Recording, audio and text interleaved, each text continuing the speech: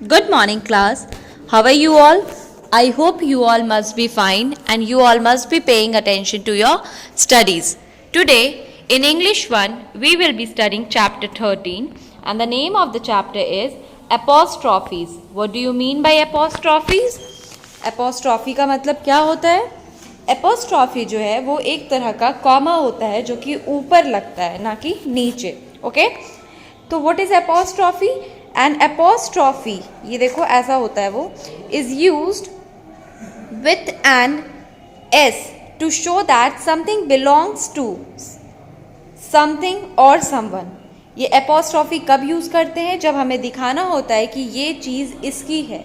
जब भी हम किसी की बिलोंगिंग के बारे में बताते हैं कि ये सामान इसका है या ये सामान इस चीज़ को बिलोंग करता है, इस पर्सन को बिलोंग करता है, तब हम लोग apostrophe का यूज़ करते हैं. Okay? The apostrophe is put immediately after the noun for the owner or owners.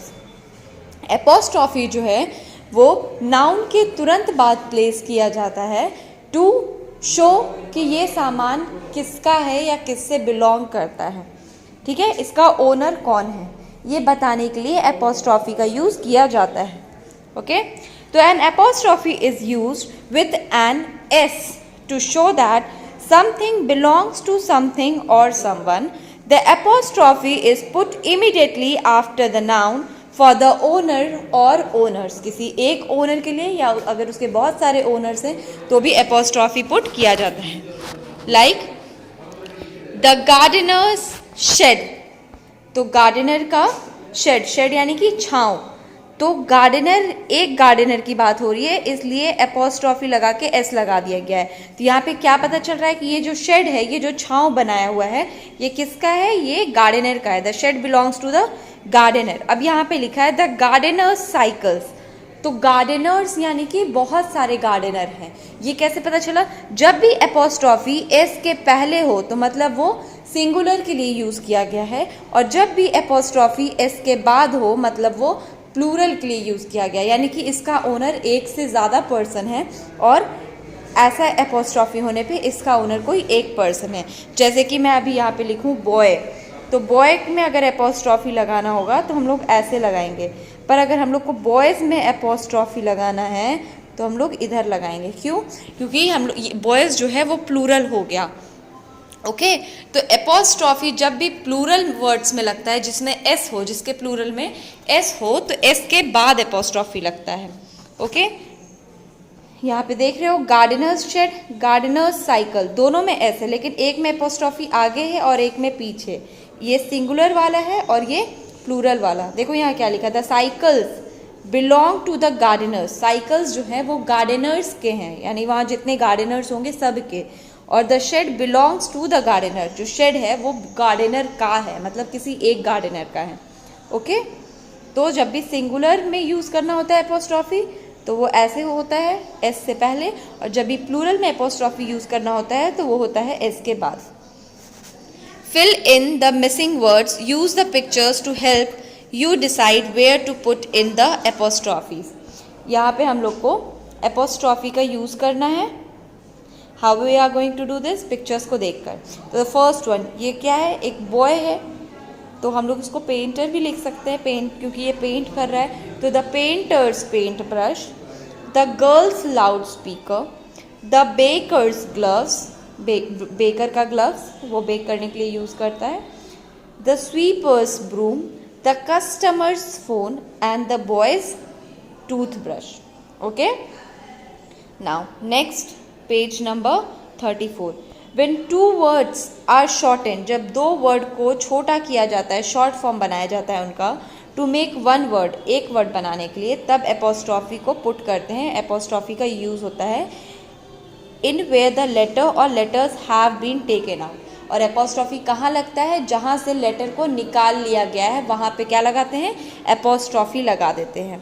The word so formed is called contraction. और ऐसे जो वर्ड फॉर्म होते हैं उन्हें क्या बोला जाता है? कॉन्ट्रैक्शन. कॉन्ट्रैक्ट होना मतलब सिकुड़ जाना, छोटा हो जाना.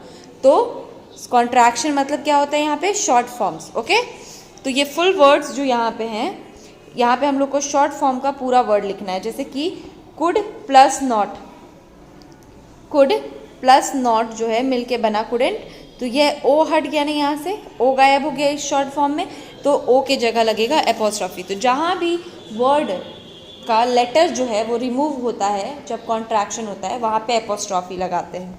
ओके, जैसे यहाँ है वॉट्स, तो इसका फुल फॉर्म क्या होगा, वॉट इज। डिडंट, तो इसका फुल फॉर्म क्या होगा, डिड नॉट। वोंट, तो इसका full form will not. Aren't, इसका आर नॉट।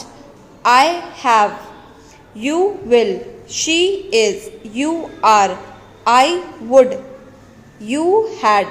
ओके, ये इसका फुल फॉर्म है। इसको हम लोग क्या बोलते हैं, ये जो एपोस्ट्रॉफी लगा हुआ है इसको बोलते हैं हम लोग शॉर्ट फॉर्म या कॉन्ट्रैक्शन।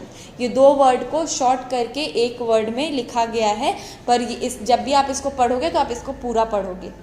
ठीक है, जैसे कि कुडेंट बोलते हैं, कुड प्लस नॉट को कुडेंट, तो आपको मतलब समझ आ रहा है ना कि कुड और नॉट दो वर्ड उसमें छिपे हैं। तो ये कॉन्ट्रैक्शन जो होता है इसमें हमेशा दो वर्ड जो होते हैं उनको शॉर्ट किया जाता है, और जहाँ से भी लेटर्स हटते हैं वहाँ पे एपोस्ट्रॉफी लगा दिया जाता है। Rewrite the sentences below using contractions of coloured words. ये जो कलर्ड वर्ड्स हैं इनके जगह हमें कॉन्ट्रैक्शन का यूज़ करना है। तो ही और इस का कॉन्ट्रैक्शन ऐसा लिखते हैं हम लोग, ही एपोस्ट्रॉफी एस, तो he is in the kitchen. Number 2, you should not eat too much oily food, तो शुड और नॉट को तो शुडेंट। वी विल को वी एपोस्ट्रॉफी डबल एल।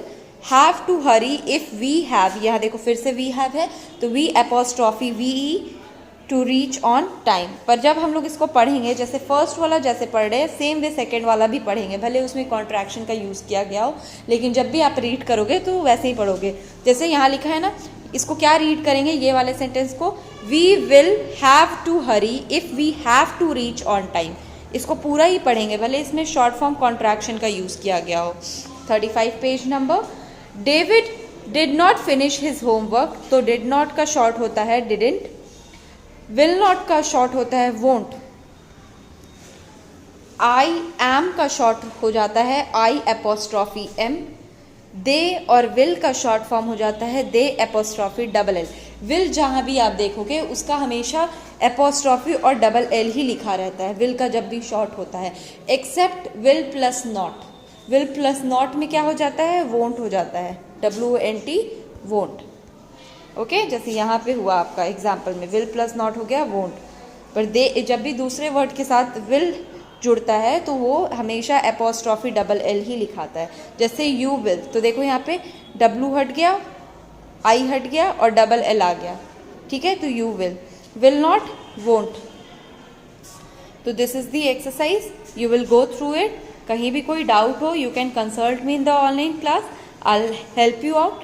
बस एक चीज़ याद रखना, जब भी आप एपोस्ट्रॉफी लगाते हो तो सिंगुलर के लिए एपोस्ट्रॉफी एस के पहले लगता है और प्लूरल के लिए एस के बाद, और कॉन्ट्रैक्शन जो होता है जो कि शॉर्ट फॉर्म है जिसमें एपोस्ट्रॉफी का यूज़ करते हैं, उसमें जहाँ से लेटर हटता है वहाँ पे एपोस्ट्रॉफी लगाते हैं। जैसे कि वॉट प्लस इस था तो आई के जगह पे एपोस्ट्रॉफी लगा क्योंकि आई रिमूव हो रहा है। और हमेशा जब भी इसका यूज़ करेंगे किसी भी वर्ड के साथ तो वहाँ पे एपोस्ट्रॉफी एस ही लिखेंगे क्योंकि वो कॉन्ट्रैक्शन में यूज़ कर रहे हैं।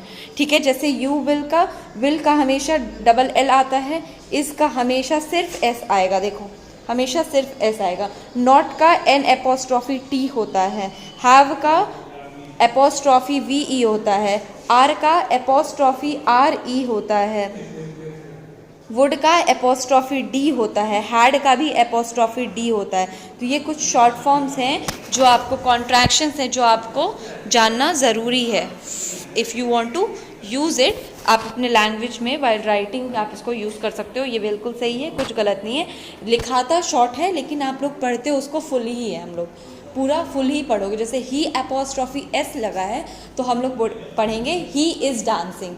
ही, अगर यहाँ पे एक सेंटेंस है ही एपोस्ट्रॉफी एस और यहाँ लिखा हुआ है डांसिंग, तो इस सेंटेंस का मतलब क्या हुआ कि ही इज़ डांसिंग। आप इसको पूरा क्या पढ़ोगे, ही इज़ डांसिंग, ना कि he is dancing. He is dancing नहीं, ही इज़ डांसिंग। भले यहाँ पे एपोस्ट्रॉफी ऐसे, लेकिन इसका मतलब इज़ है, सभी को पता है क्योंकि ये कॉन्ट्रैक्शन फॉर्म में यूज़ किया गया है। That's all. Stay home, stay safe, keep studying. This is your homework. Fill the answers in your book. Thank you.